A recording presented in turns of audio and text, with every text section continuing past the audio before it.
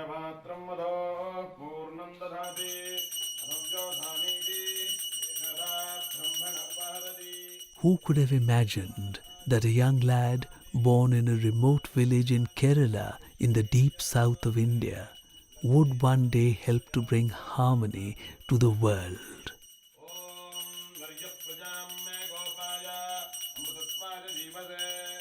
Swami Vishnudevananda founded the True World Order and the Sivananda Yoga Vedanta centers and ashrams.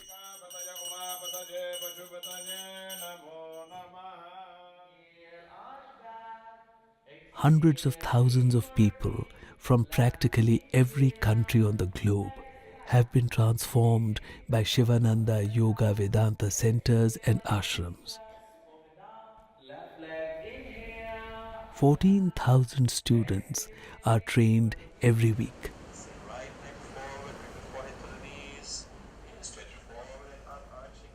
A new vision of life is brought to them, which shows them the peace and beauty which lies within each of them. It brings to them a vision in which there is a profound unity between all human beings of the world, the animals, the birds, the flowers, the trees, all that there is.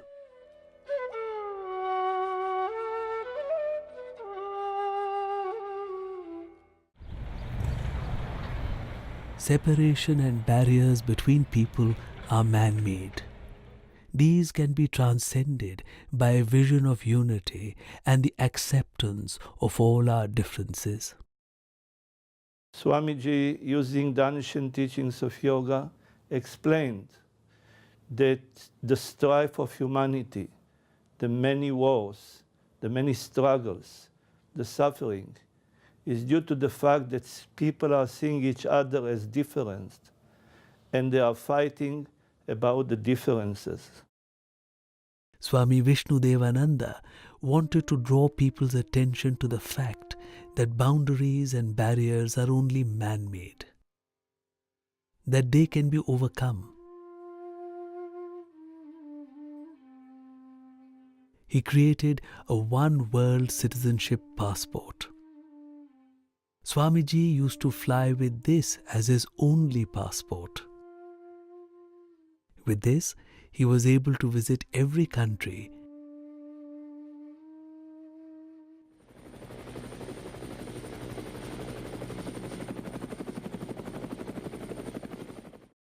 He risked his life to fly across the Suez Canal, in those days when all aircraft used to be shot down if they tried to do that.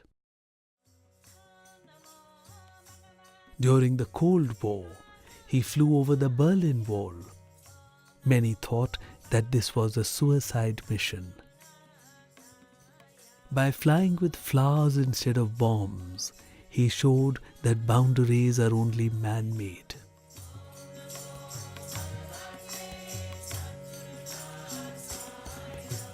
Swami Vishnudevananda visited Ireland, Israel, Punjab, and other troubled places to spread the message of peace. Miraculously, he was saved. Swamiji said that death is running away from him. He's chasing death, death is running away from him. Wherever he went, people felt the power of peace that radiated from Swamiji, and they responded.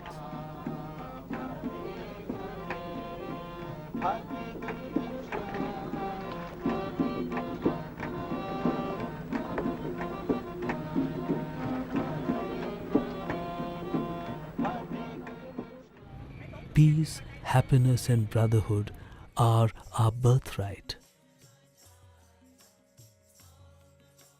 War and conflict are our disgrace. We can get back to our original state of peace and love. These are the thoughts of yoga master and teacher Swami Vishnudevananda.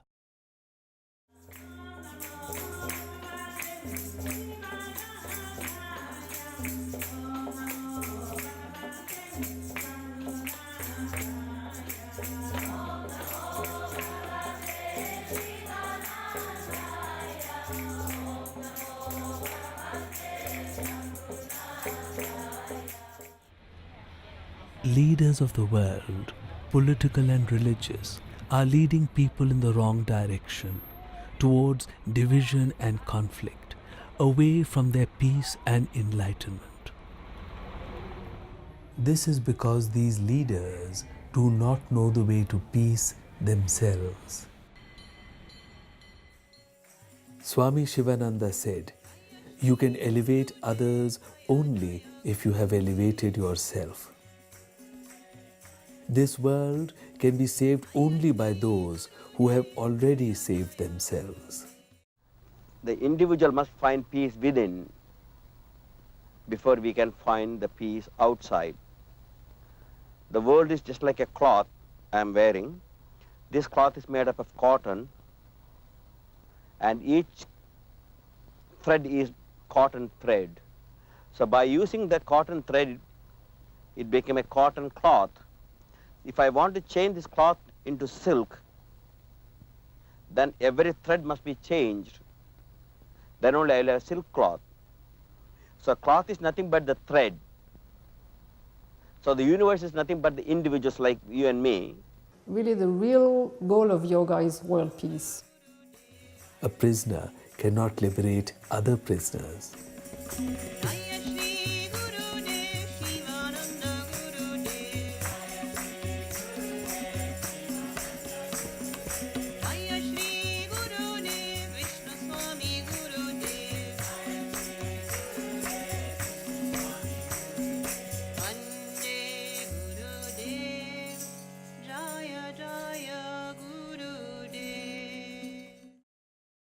A selfless leader can be anyone that has gained control over his or her mind and body.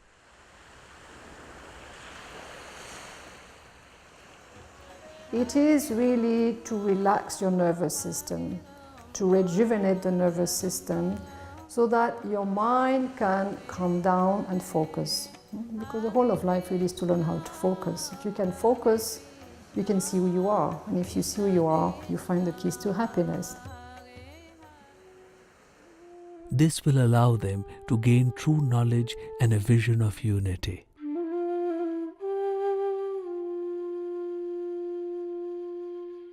Self-transformation is not just an individual personal improvement. It is in fact a way to world peace. Yogic discipline provides the tools for self-transformation and world transformation. Om Namah Shivaya, Om Namah Shivaya, Om Namah Shivaya, Om Namah Shivaya. What Swami Sivananda and Swami Vishnudevananda did was to put the ancient yoga system in a very clear format. Though it has its roots in ancient scriptures, everyone can see that it is something that can be practiced in today's modern life.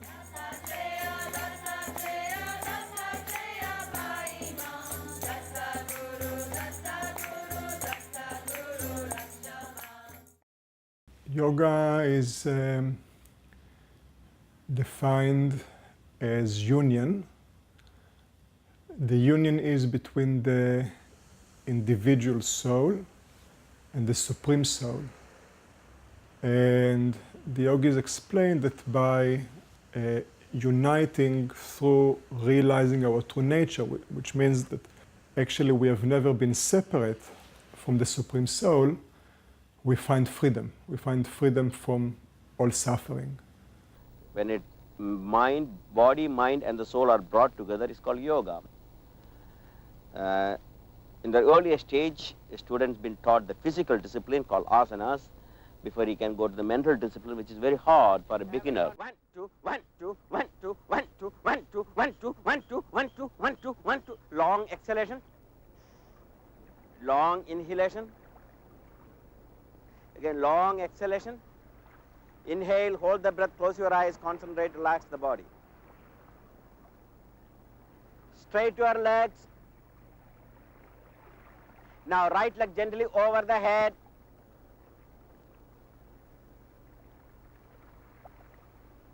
Up. Change, left leg. Up. Now both the legs over the head, the plow position. Raja Yoga says, Yoga chitta vritti nirodha. Yoga is controlling and subjugation of the mental modifications. Modifications are something like the waves, the ocean and the waves. The ocean is made up of water, but waves also made up of water. And there is no difference between ocean and the wave, but the waves are the modification of the ocean.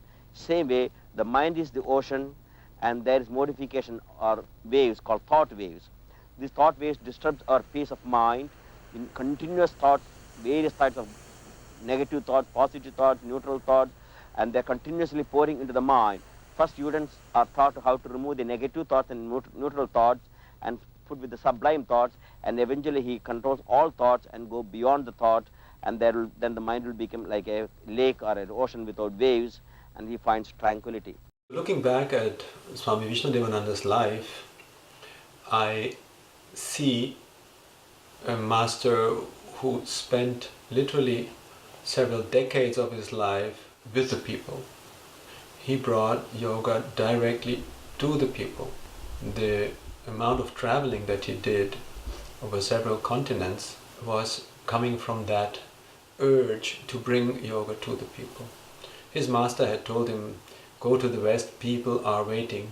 And he took it literally. He tried to find as many people as possible who could be those people who were waiting. Never stopped, and his favorite expression when we were flying was, never mind. I'd tell him something couldn't be done, it was impossible, it wasn't allowed, he'd say, never mind, we're doing it. He was really unstoppable and tireless in his efforts. Swami Vishnudevananda would say, you are as free as a bird, you can fly anywhere if you allow it, if you cross your inner borderline. I guess maybe what I got from my association with Swamiji is, I can't think of a better word than faith. This organization got built on a prayer and a dream, and I think that's testament to what a remarkable person he was. I have to say this, the most inspirational thing that I got from Swami Vishnu was his devotion to his master. It was palpable, it was so real, and it just spoke to me so deeply, and because of that, it was like I knew his master too, and that it's like having that feeling of connection with the divine, with God. My encounter with Master is when I was in my teens, 17, when I was in the army. I came to know him through a literature, and I saw him first time. I knew he is not just an ordinary human being or ordinary gurus. He is not even a guru. He never considered himself a guru, but he is completely a person like childlike nature, but full of wisdom, full of strength. And when he smiles, his whole body will smile. Always continuously there's an emanation of energy from his body and his eyes. I believe Swami Sivananda and Swami Vishnudevananda taught that yoga begins with one person, with each person.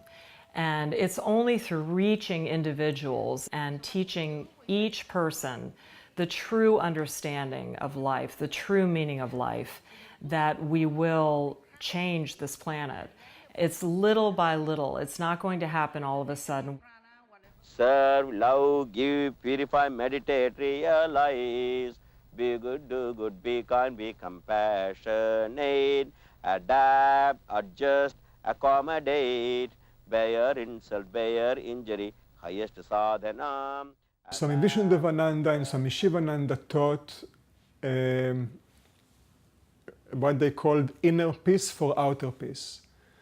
The meaning is that the only way we are going to generate peace around us is by us directly experiencing peace within ourselves.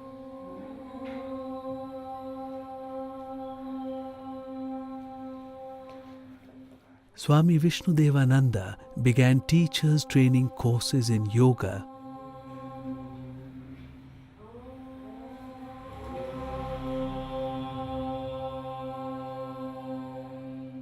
Today, The Sivananda organization has already trained 37,000 teachers.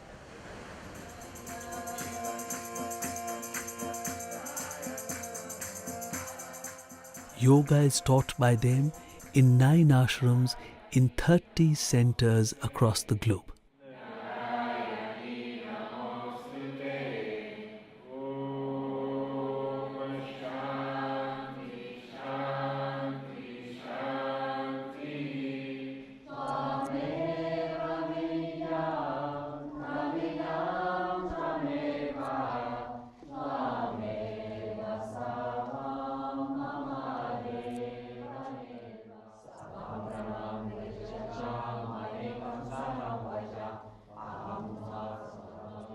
And what's happened in the Western world is that we have been very good at pursuing the outer material, media-based world, but we have lost our connections to a great extent with the inner world of consciousness and direct perception.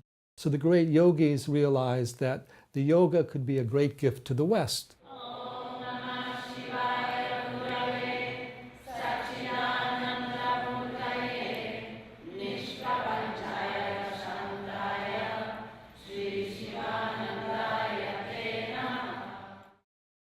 The Sivananda organization of Swami Vishnudevananda is one of the best, if not the best, as far as my opinion goes, yoga groups in the world, particularly in the Western world, because they teach the classical and integral tradition of yoga, including Hatha Yoga, Raja Yoga, Vedanta, and even the importance of devotion, rituals, Ayurveda, even the Jyotish or the Vedic astrology.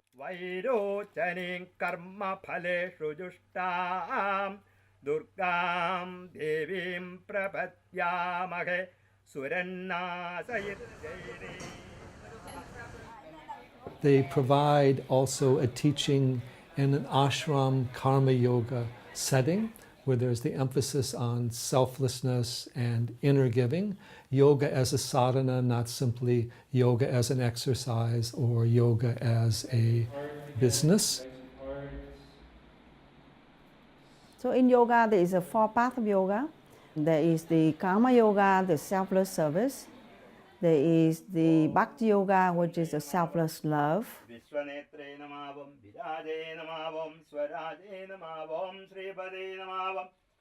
And there is the Raja Yoga, which is the control of mind and senses and energy, leading to meditation. And there is the Jnana Yoga, which is the self-inquiry, removing the illusion and retaining the truth. Swami Sivananda is one of those giants of yogic history who had a big impact on the West, even though he never came here. He was a physician by training, and he's been called a master of masters because his emissaries, his disciples who were sent out to other parts of the world, had a big impact. And the first to come to America was Swami Vishnudevananda in 1957. As he was teaching and setting up centers and so forth, he found a welcome and enthusiastic audience. And then his book, which was published in 1960, was probably the first best-selling book on yoga, the complete illustrated book on yoga. Swami Vishnu met the Beatles and gave them each a signed copy of the complete illustrated book of yoga. And subsequently, George especially and John would say that that was their introduction to India and its spiritual heritage. One of Swami Vishnu's great contributions was that he was among the first, if not the first, of the gurus who came here from India to start training in a systematic way Westerners to teach yoga. And so he started something that would become a cultural phenomenon, the advent of well-trained Western people, Americans and Europeans, who are teaching classical yoga in a reliable and traditional way.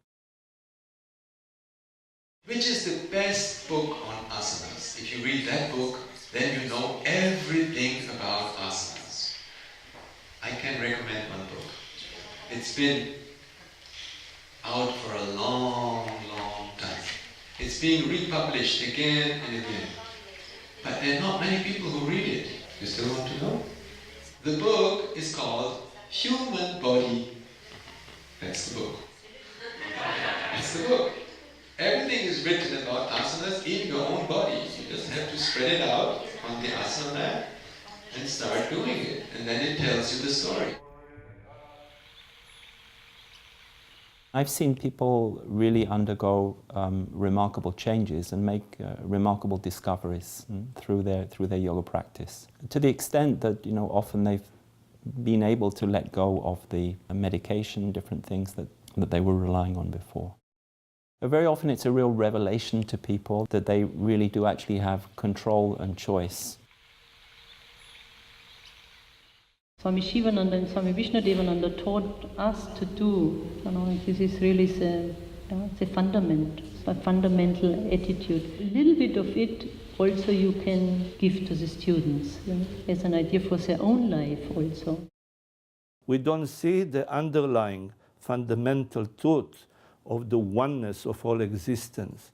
This is the root cause of our own suffering, and this is the root cause of the suffering of everyone else. If this root cause of suffering could be removed, the products of this root cause, the products of ignorance, could also be removed.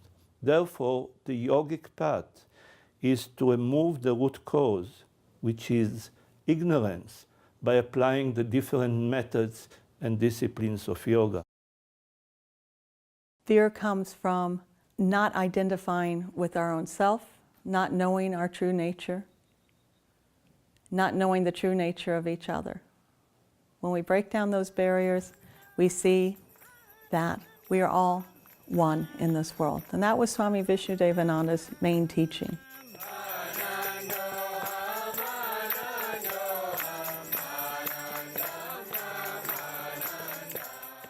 His goal in teaching yoga and in starting these ashrams and these centers, in training 37,000 teachers over the years, was to send people out in the world that could bring that message.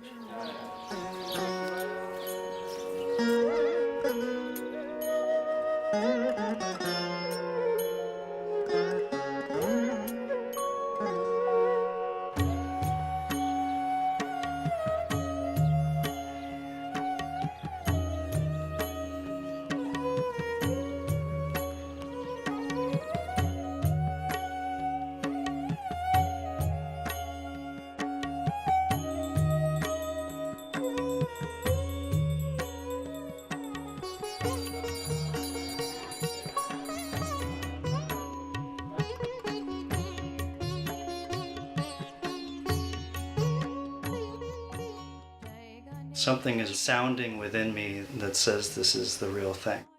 On a very simple level, when I took my TTC, for instance, all I could say was every day I felt more positive. That was enough to say, I want to continue to feel more positive, to feel that sort of authentic happiness, or that knowledge that there's something greater out there. And it's not just, the negativity that we see in the world. That's not the reality. We don't even really take time to consider our own human body as sacred, and we definitely don't recognize that the planet, the earth and the oceans and the rest of creation is also sacred. Swami Sivananda said that all is one. The world is one home. All are members of one human family. all creation is an organic whole. No man is independent from that whole. Separation is death. Unity is eternal life.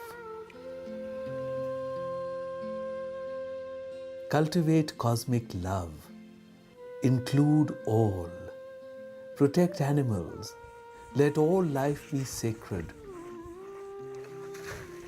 Smile with the flowers and the green grass. Play with the butterflies, birds, and the running brooks, and the waves of the sea. Develop friendship with your neighbors, dogs, cats, cows, human beings, trees, flowers. You will realize oneness or unity of life.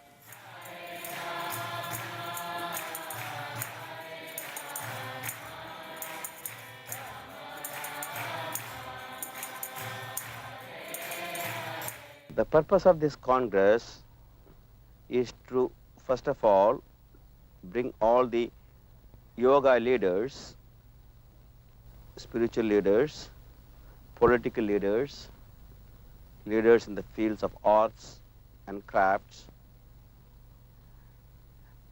together to form a common platform, and the common platform is yoga or yogic discipline. That is what the TWO is meant for. TW means True World Order, is to bring unity in diversity. We cannot have one type of religious leader for all the humanity, or one type of political leader, or any other form of leaders. Yet, if we accept that unity can be found in the diversity, there will be peace in this world. For this TWO uses the technique or science of yoga for self-mastery and self-discipline. Swami Vishnu Devananda come and share a life and share a way of life not defined by one ideology or another ideology, but suggesting to people that they can find happiness within, that they can find calm within, that through the stabilization of the mind, the world can be made a wonderful place. That this interiority was a message very, very much needed. Before I came to the yoga farm, I was very angry and unhappy about my station in life, and I did not treat myself or others well. Coming to the yoga farm has been an extremely rewarding experience because I've learned a philosophy, or I've started to learn a philosophy about life, which gives me hope. What I've taken away from the yoga farm is that I can be of service to other people, can be of service to the community, and I'm not so concerned about my memories or my past experiences. I'm more concerned about how I can help people and how I can be involved. Very much a way of life, a whole lifestyle that helps you keep your inner joy and bring out your best qualities, and learn that the mind is not who you are. That's the best thing that we take away from the Sivananda system. You are not your body, you are not your mind, you are the immortal self.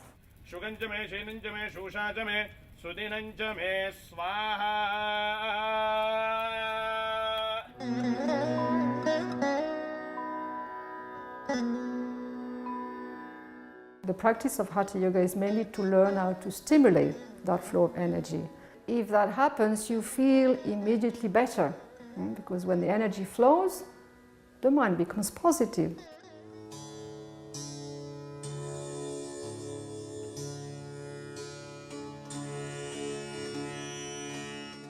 For me, it's a spiritual journey. I've come here to find the answer, and I spend a fair amount of time on my own personal practices and a lot of mental turmoil, and therefore yoga becomes even more significant in the days to come.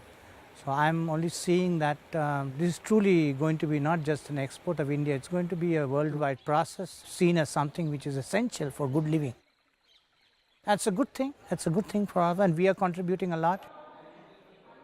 So far, the Sivananda Yoga Vedanta centers have, I think, trained around 35,000 trainers across the world. It's a lot of trainers from 1969 to now. And they are affecting millions of people in their own way in almost all the countries across the world. I think the strength of this organization is that it focuses on basic lifestyle practices. It empowers people right from the ground upwards. I came into this organization about 4 years after Swami Vishnu Devananda left his body, so I never had any direct contact with him. But at the same time, I feel very connected to him, and I feel his presence is with me all the time, and I feel his presence in my everyday situations, and the way things happen around me, I feel very much under his guidance and energy.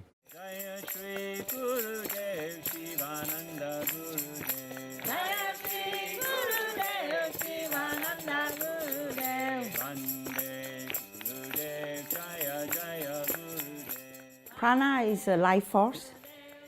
It's the most important teaching of yoga, is how to increase our life force and how to balance and how to use our life force properly, how not to spend, and to realize that the prana or the life force is the divine.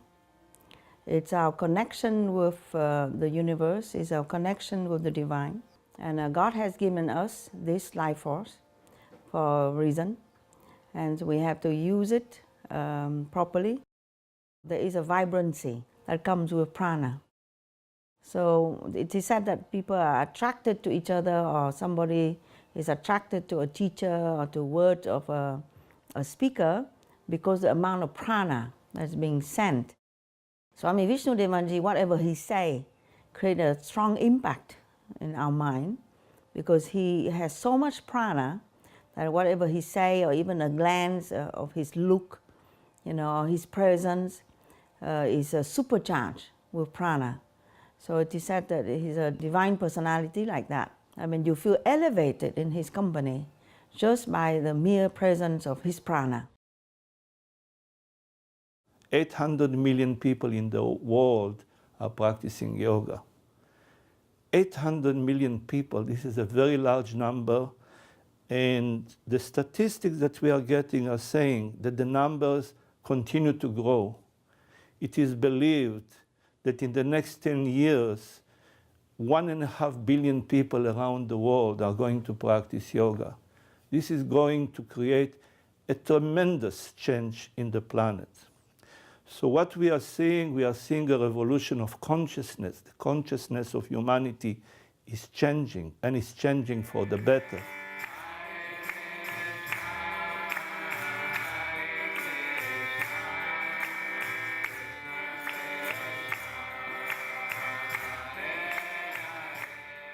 We are seeing all over the world millions of people caring for each other. They are caring for people which live far away. It never happened in the history of this planet.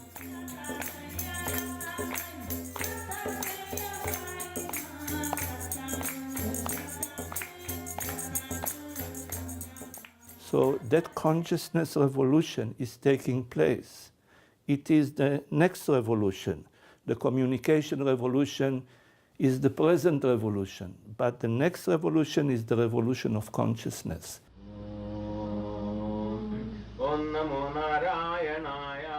In 1957, Swami Vishnu Devananda arrived in the USA with 10 rupees in his pocket, which is the equivalent of about 15 cents by today's exchange rates.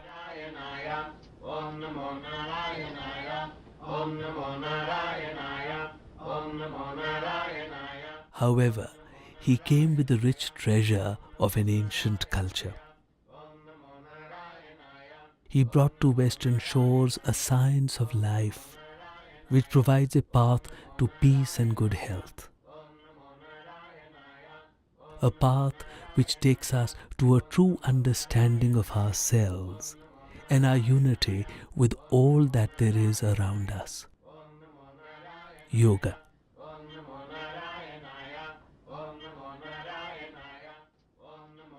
My mission was, as much as possible, to reduce the negative influence on human society by positive suggestions and a positive way of life. How's the Congress going? Oh, Congress is beautiful. Our staffs are marvelous. Everyone is working hard except Swami Vishnu, who is lying in the hammock and enjoying his life.